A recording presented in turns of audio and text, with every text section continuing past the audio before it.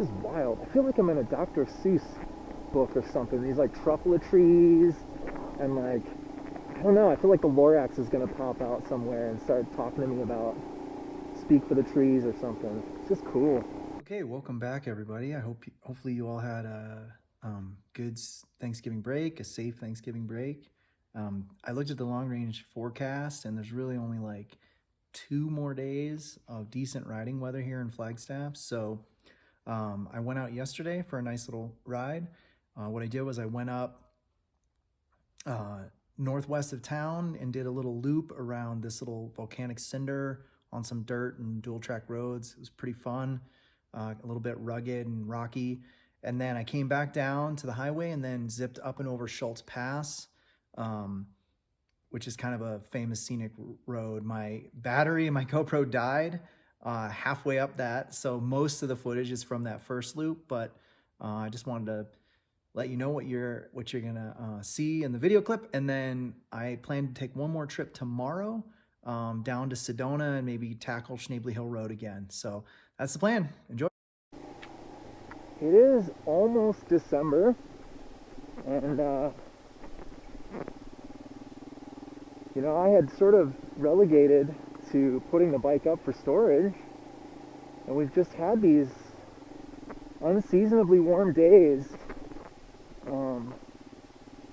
So I've been just trying to get out on these little rides as much as I can before it does truthfully get too cold. So I may have another week of decent weather based on the long range forecast, but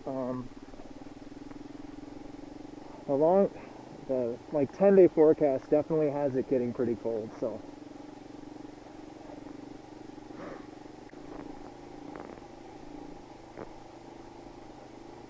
some dirt bikers. From what I understand, these roads and trails are pretty popular with the dirt biking crowd. So just going to show that the old Hemi can hold its own out here. We should be coming up on the loop here. So far, these roads are great. It's fun. A little bumpy, but nothing that the old Himalayan can't handle for sure. It's all volcanic. It's all basalts. Alright, getting a little more rugged. Just gonna get nice and slow. It's not supposed to be stressful, even if it is. Right? I'm always curious when people watch like footage of someone else riding, because I know I do this, is like kind of trying to analyze the lines that people take and then trying to decide, like, you know, is that the line I would have taken, or like, where are you going, what are you doing? It's just fascinating because everybody kind of has different instincts of where the best lines are. Alright, we're still, at least according to my navigation, we are not quite at the primary loop yet. This is definitely a lot rougher than the actual road that I was on in this area. So I'm hoping that it, I don't know, gets a little bit nicer. Ooh, I have no idea if I'm supposed to be up here. That's just a,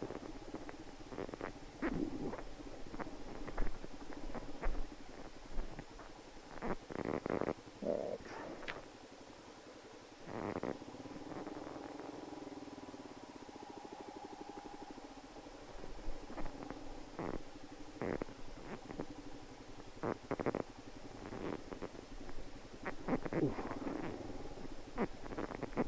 It's definitely getting a little bit rougher. I had to stop there. I was getting a little nervous. It's okay. We made it through. No flat tires. No wipeouts. This would be a rough place to wipe out because it is so rocky. Could do some serious damage. So I was hoping to kind of cruise around this loop pretty decent time so that I could go up and over Schultz Pass. I have no idea how that road is either. I just know people do it in their Subarus, so it can't be too bad. No offense to Subarus. I mean, I drive a Subaru. So, ooh, big bump. All right. It's pretty wild watching the footage of that last wipeout I did. It all happened so fast, I wasn't very clear on exactly what happened. And when I watched the footage, I realized very quickly what happened was my tire hit a loose patch of sand, and kind of like when you hit slushy ice on the side of the highway, it just sort of sucked my wheel in to the right, and it pulled my entire motorcycle off to the right. And there was nothing I could do at that point to stop it from going right, and I just kind of bounced over all the embankment berms.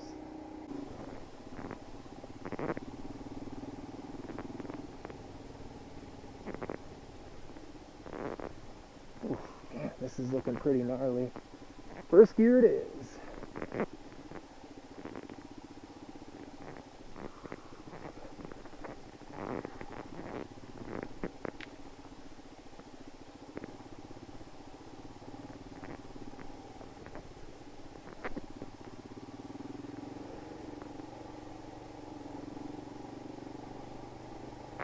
Tree. All right.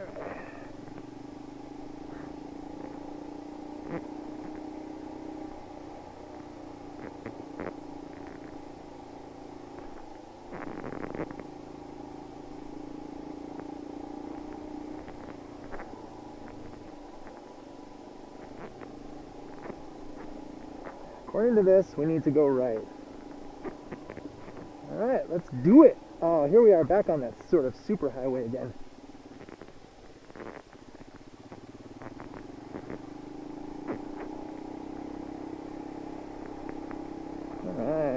Well, I think we can chug along on this at a pretty decent speed. This is quite nice. Alright. So yeah, we're going to circumnavigate that mountain. Something else that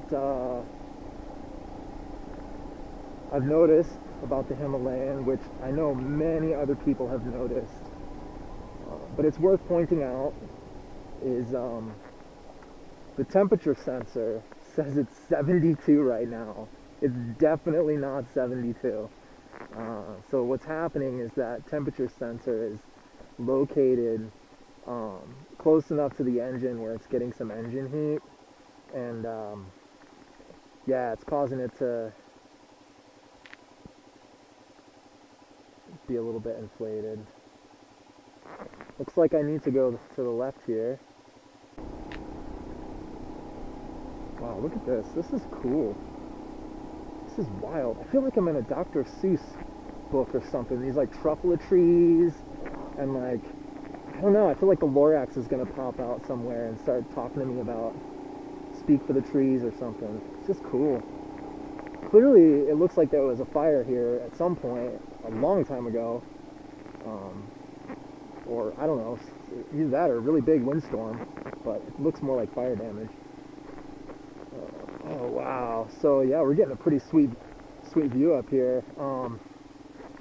Let me give you guys a little geographical orientation here. So, because oh yeah, this is a great spot. All right, I'm just gonna. So that is the San Francisco. No, I'm sorry. San Francisco peaks are behind us. You can't actually see them in the rearview mirror. You can see the snowy peak.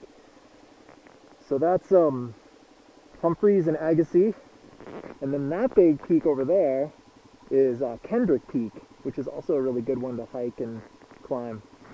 So this means we're moving west, which is the direction you should be moving, and we're slowly going to start heading south. South. Oh, that's funny. The compass actually says southwest, so maybe it's finally figured itself out. And then eventually turn back east and come out kind of right at the base of the mountain. So I also love being out on roads like this and legitimately having no rush, like no rush to get anywhere. Oh, I totally recognize this section. This is where I came out when I did the loop. I came from right over there, and I joined in and did the loop right here. So here's where it's going to get a little bit more primitive, if I remember correctly. Try to get back on the, there we go. But again, I could just be remembering wrong. So yeah, cool. That means I'm back on familiar ground here. So anyways, yeah, if you're like I was, and you're surfing the internet, you're surfing YouTube, you're watching videos on different types of adventure and dual sport bikes, trying to decide what kind of bike you want to get. I mean, this is the same position I was in for months, well, for years really, and I just couldn't find that bike. I couldn't find the one that was calling to me. I wanted something a little bit more classic looking. You know the story, I've told it a million times. So if you're watching this video, trust me when I say, like, this is an awesome bike. It's super capable. It's just fun. I saw somebody, I watched a video where somebody was basically dissing this bike. They were saying, like, it's absolute crap, don't buy it. A guy was like, this bike sucks. And, you know, I was just like, hey, everybody has their opinions. I was a little annoyed that he was saying all this without actually having ever ridden it. But the one comment that jumped out to me that I was like, yes, this guy gets it, is the comment said something like it or hate it, doesn't matter. I know that when I get on it, it makes me smile. And you know what? That's like the stupidest cliche thing, but it's so true. Like, when I get on this motorcycle, it just makes me smile. I could have a crappy day. I could be like way behind, you know, in my like lecture prep or something for class, or I could just be having a really rough day. And if I get on this, it makes me happy, it makes me smile. It's going to be really hard to get through winter. I can tell you all right now, I'm going to have a really hard time seeing this thing sit in the garage. Anyway, so yeah, if you're watching, this bike makes me happy. Is it super fast? No. Can I pop wheelies on it? Hell no. Do I want to pop wheelies on it? Hell no. I would kill myself. So if you're like me and you just want something to play on, take road trips or dirt trail trips, camping trips, you name it, this thing is awesome. And there's so many like accessories you can get for it. You can really pimp it out, make it your own. If I could change anything on it, I'd probably try to make it a little lighter somehow. It is a bit heavy for what it is, which is a little bit of a bummer. I just wish it was under 400 pounds, because lifting it, you can really hurt your back if you do it wrong. And it just seems kind of crazy that a bike, you know, this small displacement wise, is so heavy. And I mean, I know, I get it, it's kind of a tank and all, but I just wish it was 50 pounds or even 30 pounds lighter. So yeah, that's my one gripe, I guess. Now I'm back here. Look at these pine trees. I mean, this is just really cool. We're really descending here. We're coming down. I think the high point back there was at something like 8,500 feet, and now we're descending back down to the highway, which is at about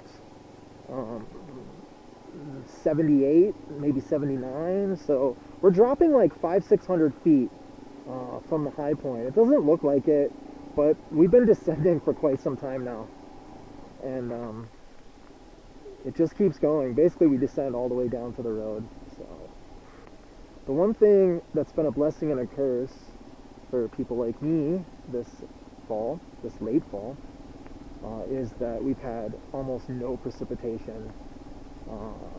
We've been in basically a 20-year drought in northern Arizona. Hey, look at that, 2 miles to the highway. So we're right on track. Right. All this is very familiar now. Boy, that road was way less rugged than I was expecting. I think it might have been in the section right before that turnoff that I remember being a little bit more technical.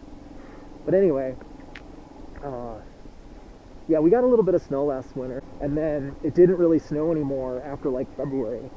And then when the summer finally came, It looked like we were going to get a monsoon season, and like it rained for about a week, and everyone was getting really excited, and then it just stopped. And it really hasn't rained significantly since. I think there was 1 or 2 small storms in September, and that was it. When I tell people that I moved here, some of my friends from back east, all they can think of is Phoenix. Like, oh, that sucks, it's going to be so hot for you. And I try to tell them, hey, you know, Flagstaff's not Phoenix, man. It's actually quite cold here. Our highest temperature ever recorded in all of Flagstaff, ever, is 99 degrees. So we've never even broken 100, which is pretty crazy when you think about it, considering this is Arizona. So, anywho, all right, here we go, off the Schultz Pass. There's the mountain.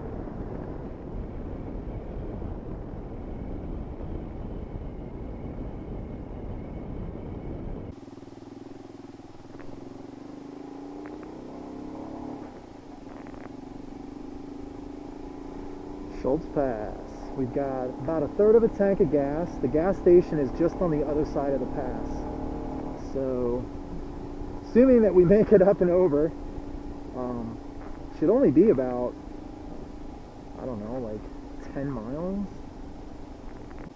Alright, well that's a nice shot of the mountain, huh? Cool.